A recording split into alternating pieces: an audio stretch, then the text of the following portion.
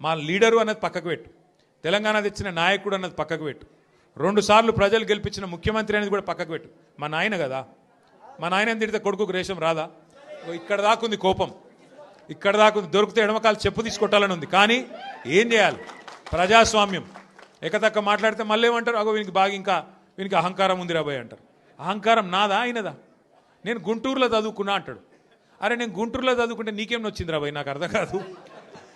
అప్పుడు ఆంధ్రప్రదేశ్ కలిసి ఉండే, నేను గుంటూరులో చదువుకున్నా, మళ్ళీ హైదరాబాద్లో చదువుకున్నా, పూనాలో చదువుకున్నా, అమెరికాలో చదువుకున్నా, నేను ప్రపంచం అంతా చదువుకున్నా. నీ లెక్క చదువు సందే లేకుండా తిరగలేదు. మీ అమ్మాయి నీకు చక్కగా తొవ్వ చూపెట్టలేదు. నేనేం చేయాలి దానికి? నీ ఏడిపోయింది నా మీద. అవో వీనికి ఇంగ్లీష్ వస్తుంది అంటాడు. అరే నాకు వస్తే నీకేం నొప్పిరా నాయన? నేర్చుకో.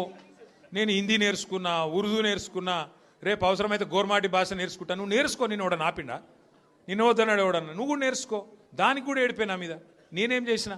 ఇంకొక అంటే నాకు ఎక్కడ గమ్మత్ అనిపిస్తుంది అంటే, నేను ఆంధ్రాకి పోయి ఇంటర్మీడియట్ చదువుకుంటే తప్పట, కానీ ఆయన ఆంధ్రాకి వెళ్ళి అల్లుడిని మాత్రం తెచ్చుకోవచ్చట.